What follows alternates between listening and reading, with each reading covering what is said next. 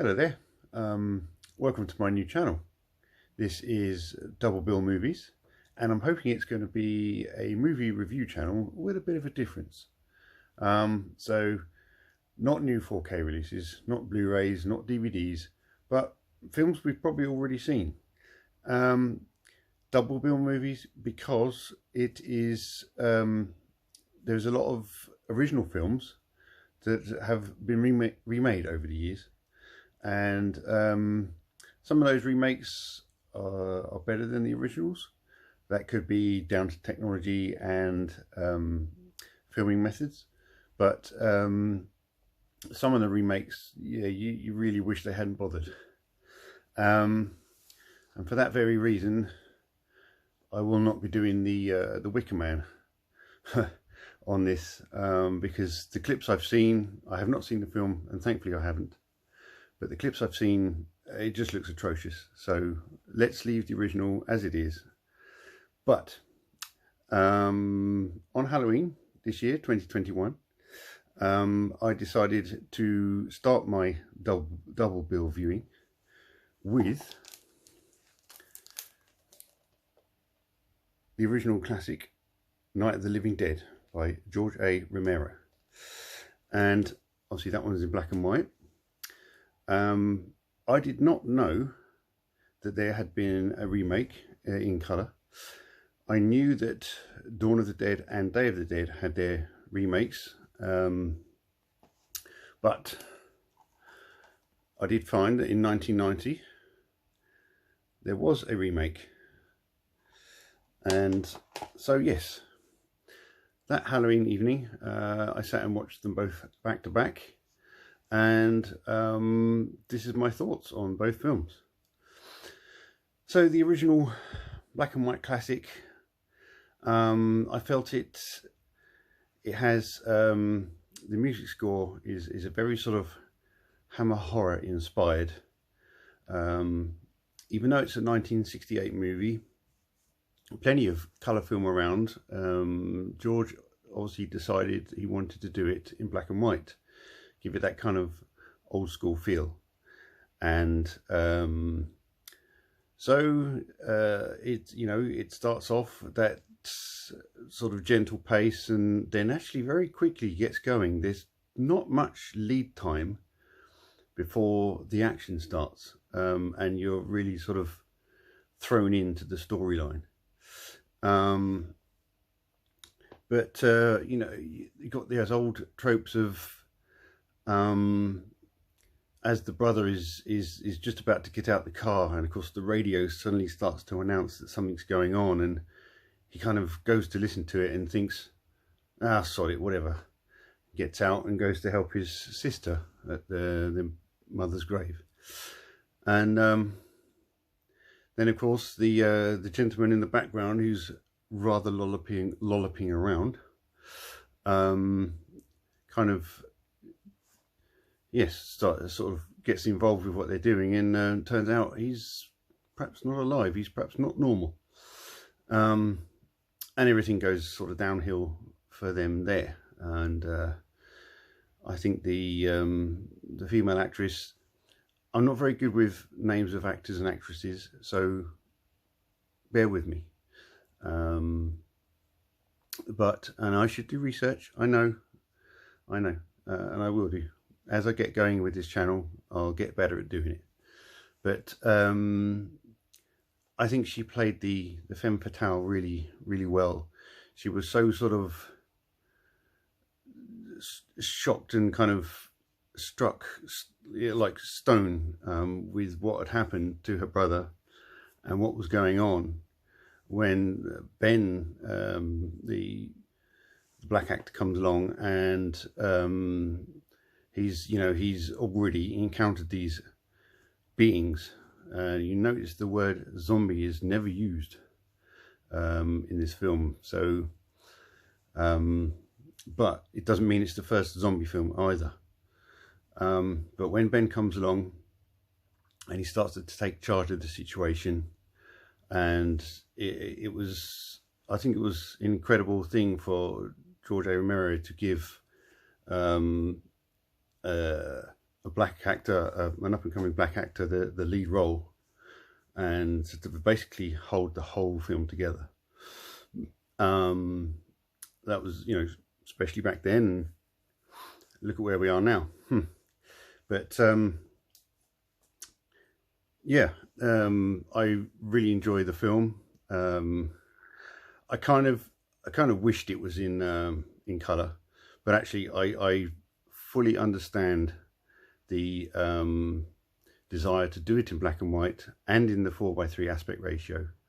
And as I said, there's that old school Hammer horror type of music going on as well. Clearly an influence. Yeah, the whole film, I had watched it on this Blu-ray. I had watched it some while ago, and I listened to the DTS HD Master track. But even on my system, which is quite a significant system, there's one of my speakers there, and there's my center channel.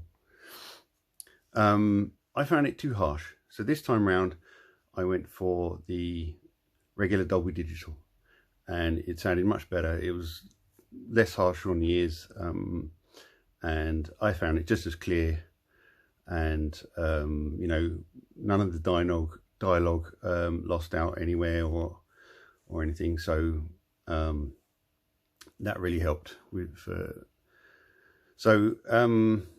yeah, getting through the film. I really like the way it all plays out, the interaction between the different characters and their sort of different storylines and the way they all intertwine together, and their fates obviously all a bit different. I'm not going to try and give too much away. You know, if you haven't seen it, if you've only seen the colour 1990 version, yes, you need to get on to the original version. And that's kind of what I'm hoping this channel is about, is that you may think, oh yeah, I love that film, you know, made in 2005 or something, and great original movie, and then you suddenly realize, oh, there was one in 1960 something. You know, I've come across that before, where I've been to the cinema, or I've watched a movie at a friend's, or I've just read the back of a title and thought, hey, that looks good, added it to my collection, watched it, thought, brilliant film, great, nice and original. No, it's not original, that was a remake. So anyway, back to the film. Love the way it played out, I love the way it concluded, and the photograph montage at the end of them disposing of the bodies, and the audio clips over the top. That was a nice piece of filmmaking, which tied up a very well made film for me. Yeah, so that's the original 1968 black and white Night of the Living Dead. So as I said, then straight after I went to watch this one. This does have, you may have seen this cover. If I take the disc out, I'm holding my phone in my hand, so it's kind of a one-man operation here. That's the cover you may have seen. So yes, that's this version. This is actually the Australian SKU, but I got it off of Amazon at a regular price, so it's obviously been out on Blu-ray for many years, so it's not hard to get hold of. So this one, it has, let's get a name, shall we? Yes, it has Tony Todd in it, who plays Ben, and of course most of you might know him from Candyman, and also the Grim Reaper type character in the Final Destination franchise. And yeah, so he plays Ben in this version of Night of the Living Dead, which is also George A. Romero Presents. Yeah, I think he produced it. So he had his hand in both films. And I think he has had his hand in all of the Dead movies. Dawn of the Dead, Day of the Dead, Land of the Dead, Night of the Living Dead, Reanimated, Survival of the Dead, Diary of the Dead. There's one other one as well, I think, which concludes the whole story, which is finished off by his son, because sadly George had passed away by that time. But yeah, Tony Todd appears in it. And so this film starts off in practically the same way as the black and white one, almost beat for beat, slightly faster pace, but yeah, obviously you're aware that you're watching a much more modern movie. Then as the original one, things get going quickly, as so is the case with this version, but then the plot changes slightly.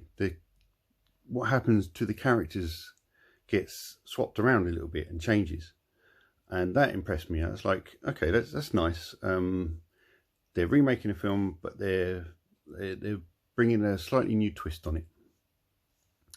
So I've written down here, I like how it starts, almost the same, but a bit faster pace.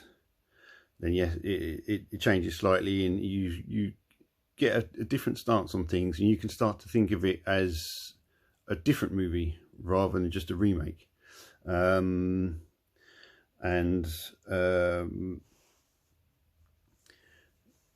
Yeah, just instead of the who would be the female, Patricia Tallman. I'm guessing she was I forget the character's name. God, she's terrible of me. Barbara, was it? Yeah, she has a bit more attitude, a bit more, let's say, balls. So she gets involved more. She takes charge a little bit more, and actually the Ben character is also a little bit the other way. So instead of being quite so in charge, he is a little bit softer, a bit more sensitive of the situation and what's going on. But I really enjoyed it. I liked when they chose to do certain things in a different way, like when they go out to get the gas for the truck. That's handled differently. And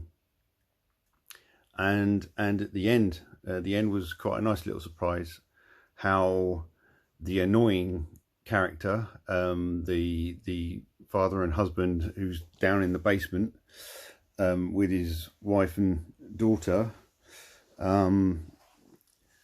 how he's dealt with, let's say, in the 1968 version, he's dealt with by Ben. But in this one, it's done differently.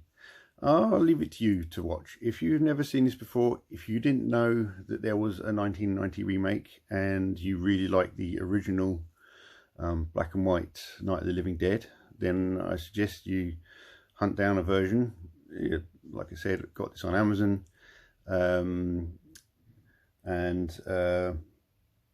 Yeah, watch the remake. And I think you'll find there's actually a 2021 version out or coming out. So there'll be a third version. That'll be interesting to see. But yeah, that basically concludes my first episode, my first review. I promise I will get better. And hopefully not quite so shaky handheld. But I've only got my phone at the moment to film on and edit on, so if I do any editing, then yeah, it will be done on the phone. And now we're in the winter, it's kind of only the weekends that I've got the daylight to do this filming. Shame I didn't come up with the idea in the summer, hey? But yeah, I've got plenty of titles. If you've seen the trailer, if not, I'll link the trailer down below, and perhaps that'll explain a little bit more. I think I've covered it though. The film is called, the channel is called Double Bill Movies. It's all about original films and their remakes, and it'll range, it's not all going to be horror films. There'll be Disney films, there'll be war films, there'll be sci-fi films, anything that I have in my collection, and some that I may not have in my collection. I will either see if it's available on a streaming service, or if it's available on Blu-ray and not likely to go to 4K, then I'll get it on Blu-ray. If it's likely to come out on 4K, then I'll wait until a 4K comes out and hope it has the Blu-ray, because at the moment I don't have a 4K setup. I do have this very stunning 50-inch Pioneer Kuro plasma TV. And yes, it's very old technology, but the picture is still stunning, and it's taken to these current 4K TVs to beat the picture quality. So that's why I'm still only 2K. I wouldn't mind a 4K projector and have that kind of setup, but I can wait. So if I come down here, that's a pile. See, they're the dead, Dawn of the Dead, and you got Evil Dead down here, and you got Dunkirk, Red Tails to go with Tuskegee Airmen, Midway, and even at the top, Pearl Harbor and Tora Tora Tora. Now, it's not quite a remake, Pearl Harbor, of Tora Tora Tora, but it kind of is. Same story, just from different perspective, obviously. And then even up here, I've got a few more, and I've definitely got some more in my collection that I need to dig out as well. Now, if there's any pair of original and remakes that you'd be interested to hear my thoughts on, then please leave a comment in the area below. And if I don't already have it, I'll see about if I can source a copy of both films. And I'm not going to necessarily announce which film I'm going to do, or yeah, which title I'm going to do next. I'll just take it as it comes. And it's also finding the time to sit and watch two films either together, or one evening and one the next evening, because I think my next title was going to be Superman and Man of Steel, but Superman the movie is quite long, and Man of Steel, as you should know, is also very long, so I don't have 5 hours when I come home from work to sit and watch both of them. I wish I did, but I don't. So anyway, thanks for watching. That concludes this episode of Double Bill Movies. That's episode 1, and I shall see you in the next video. Take care.